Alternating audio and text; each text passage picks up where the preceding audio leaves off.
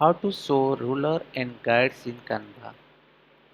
You can see my design. There is no ruler and guide here.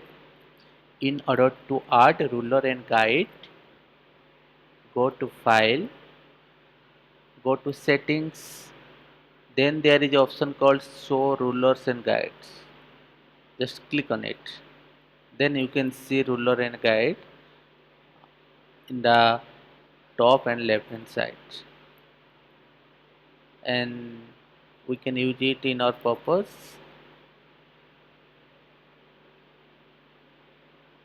according to our design needs. We can use it.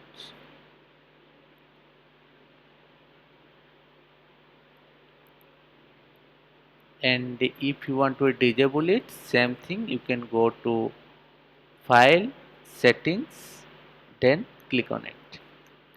There is a shortcut key. You can use Shift and R. It will show the ruler, and again you can click Shift and R. The ruler will go away. Thank you.